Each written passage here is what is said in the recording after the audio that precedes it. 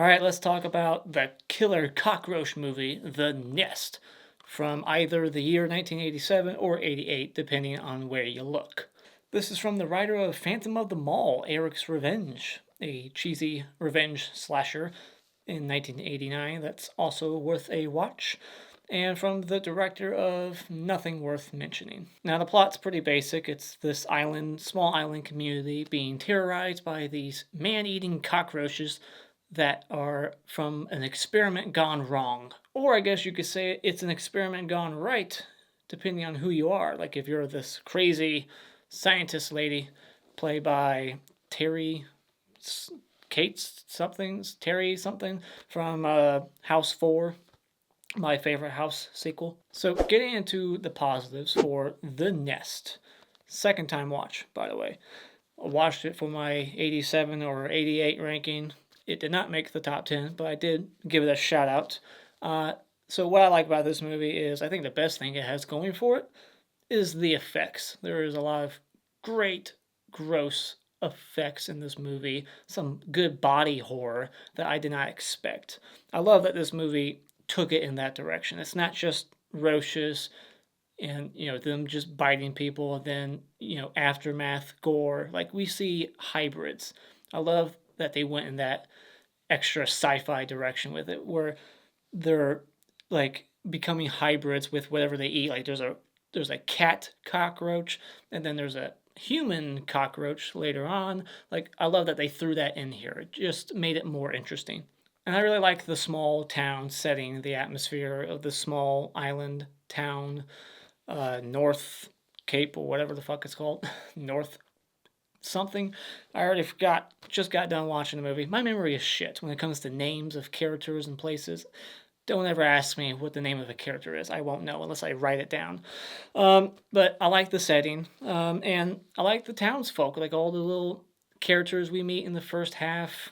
I wish they had a bigger part, that we would cut to them more often, because they're the more memorable characters. There's a lot of little quirky characters doing little silly things in the first act that I wish we could have seen die. Some of them are off camera, which is unfortunate.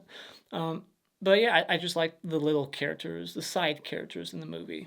The third act is where it gets more fun and more interesting. That's when you start to see like the hybrid cockroach creatures in here, and it becomes kind of like the thing in a way. Some of the creatures, very reminiscent. Not as great, the effects. I mean, these are great effects, but these aren't Rob Bottin level effects. But just the look of some of these creatures at the end, I was like, that kind of reminds me a little bit of The Thing in a way. And I thought the main couple in the movie were all right. They're likable protagonists. I didn't love them or hate them, but they're all right.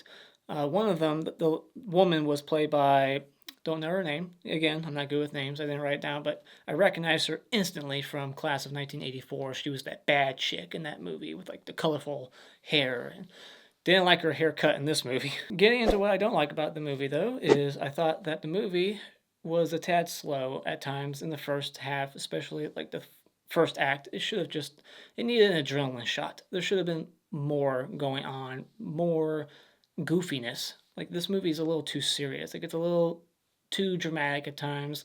They kind of throw in this love triangle a little bit, but don't really go anywhere with it at all. With the waitress lady, like that could have just been X'd out of the film completely. And like I feel like this movie took itself a little too serious. It's cheesy at times, but not enough. They should have injected more humor into the film with a premise like this, And some of the performances were a bit shaky, not too great. I felt the writing and the direction was a bit sloppy. There was a couple of bad edits, like continuity between shots. And I feel like the antagonist of this movie just isn't a good antagonist. They're not very developed at all, what their motivations are exactly. Like, we get the mayor's motivation. He wants to get rid of all the cockroaches by making some genetically engineered cockroach that's going to eat all the other cockroaches and then die once it's done doing that. But what are her motivations exactly? She wants to kill this town with all these cockroaches that can't be killed with chemicals. Like, what the hell is she doing exactly? And I wish there would have been more attacks on the town. They establish that it's a small town of 700 people, and it's also like a popular tourist place, they say. So let's see these 700 people get attacked. Obviously, it's a budget thing, I guess, right? That we can't see everyone getting attacked by these cockroaches, but I would have liked to see more than just the people at the diner get attacked or the lady with the broken leg getting attacked. We just get a couple little sequences that aren't really that long. We should have seen like more chaos in downtown. Like everyone's just driving crazy because somehow these cockroaches are like getting into the cars somehow. Like there should have been a lot more going on. So final thoughts, this is a decent, nasty, killer bug movie that has way more gore and terrific effects than you would expect, but it's by no means a scary or clever original film. The acting can be hit and miss, and it feels a little limited by its small budget, and it had potential to be a fantastic film if they just would have embraced the cheesiness, add more humor, and really involved the town more. So when it comes to The Nest, I'll just give it 3 out of 5. All right, time for a spoiler discussion. So the first thing that happens in this movie is the sheriff drinks a cockroach in his coffee cup that he left next to his bed overnight. And let me just say first, I hate coffee. I'm not a coffee person. I've tried it once, and that's enough. So that, and second, I can relate to this guy. I've drank a bug before, not a cockroach, but I remember one time I was at a theme park and I was a kid. I had like one of those Kool-Aid drinks. They're like shaped like Coke bottles. They're plastic, and there's just a little hole at the top, and somehow like a bee got inside, and I was just walking around the theme park, and I drank a fucking bee, just buzzing in my mouth. I spit it out. So I know what it feels like to almost drink a nasty insect. This movie should come with a warning to animal lovers because just as many animals are getting killed as humans, like we get a dog getting killed at the beginning, and then later on they're using some stray cat as bait, and it's just all bloodied in the cage, just meowing in a lot of pain, just rolling around. Like, I wonder what they did to the cat on set to make it act like that. So then we get our first kill in the movie, and it's this guy, Jake, who's the father of the woman at the waitress at the diner, and he is like hanging out on the beach. He has like this dump that he likes to stay at. And when he sees all these cockroaches coming towards him, he just like throws a bunch of food on the ground, like that'll distract them. And then he just jumps in bed and pulls the covers over him like a child hiding from a thunderstorm. Like, this will protect me. Like, and then he just gets chewed up. Like, the cockroaches just go right past the food, get on the bed, and start eating him. And all of a sudden, you just see his severed arm hit the ground. Like, they just chop his arm off that quickly. Like, these are some powerful roaches. And then, like, a whole day goes by, like 24 hours later, the next night, they find his body, and they're still chewing on his face, even though they've already established that they can get like to the bone within seconds. They got through the cat, they got through the dog, just completely skinned within seconds. But 24 hours later, they find Jake, and there's still a bunch of roaches on him, trying to finish off the rest of what's left of him. Like, I think by then he would be nothing but a skeleton. The mayor in this movie is played by an actor who was in Scalpel, one of the better movies of 1977. And I swear to God, he's wearing Mrs. Voorhees' sweater in this. The human antagonist in this movie, the doctor, she's just so crazy and so fascinated with these roaches that she like lets them bite on her hand. Like, she's just that fascinated that she's ignoring what they're doing to her hand. She's like, oh my God, they're biting my hand. They're so powerful. It's so great. Like, why is she acting this way? They never really explain. Is it because she got kicked out of some fancy school? Like, they mentioned real quick that she might have gotten kicked out of like MIT, but then she's like, no, I left that place. So is it all like some kind of revenge for her? Like, she's creating these, unstoppable roaches with some kind of sinister plan to later unleash them somewhere else.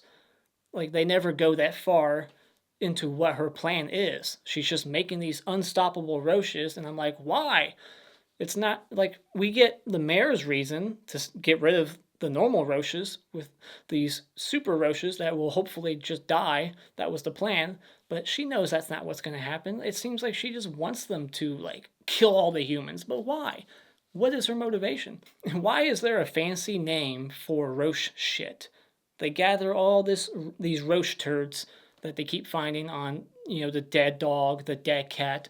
The sheriff takes it to the local pest guy, the exterminator, and he's like, "What is this?" And he says some like fancy science name, and he's like, "Well, say it in English. What is that?" And he's like, "It's roach shit." Well, then just say that. Why is there a fancy name to say roach shit? It's just roach shit. Then the cook at the diner gets eaten in the dumpster, and the way he dies, it's funny because he's just like slowly sinking into the dumpster. Like he has them all over his hand first, just chewing his skin off, and he's like staring like, oh, and then like his body's just slowly going into the dumpster. Then we get this scene that could have been way better with this woman in bed with like a broken leg who is the lady from Critters 3, and she's got this like niece with her, always listening to music. She dies off camera.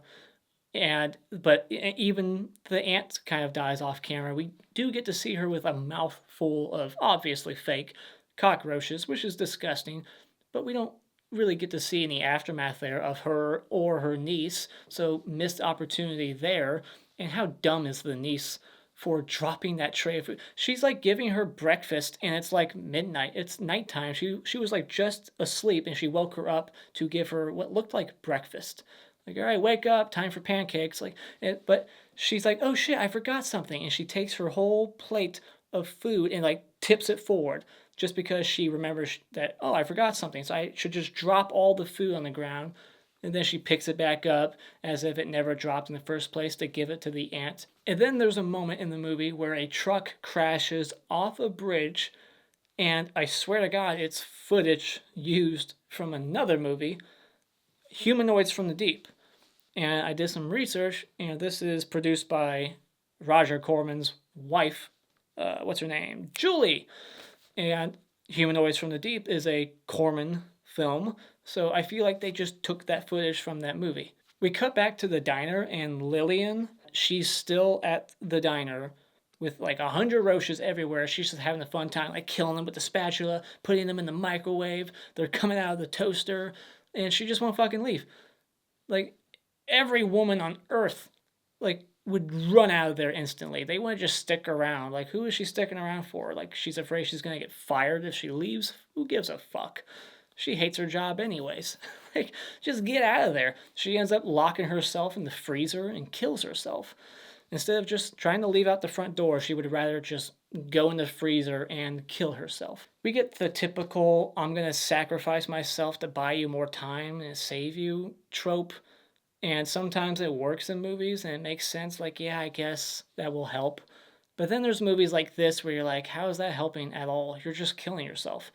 You're not helping your daughter. The mayor just locks himself in the bathroom. Like, they're all just gonna come after me, but they're not only in the bathroom, they're fucking everywhere. So I don't understand how him killing himself like that was going to protect his daughter, but I guess it did. Then we get the hybrid cat roach scene, and it instantly kind of reminded me of Reanimator. But man, what a weird looking creature. And when it gets killed, it has green blood for some reason. Do cockroaches have green blood, or was it just because this is like some, genetically engineered thing? We get kind of a throwaway scene here with Homer blowing up his house. I'm not sure how it's even important to the plot. Him blowing up his house, did it prevent him from being able to get something else in the house? Like he's just in there. He has all these chemicals, all these flammable shit everywhere, and he's just dumping it all over the place. Just acting like an idiot, and he's smoking around these things. And then as he's leaving his house, he just throws his cigarette behind him and then blows up the whole house. And it's like, okay, what was the point? It didn't kill him. It didn't prevent him from getting what he needed. He left the house. He was already halfway out the door when he blew up his house. He already had some chemicals with him that weren't going to work anyways, because we've already established at this point that these cockroaches are not going to get killed by the chemicals that are at his house. No spray is going to work that he has. Then we get the best scene when it comes to like effects. The dad, the mayor, comes out.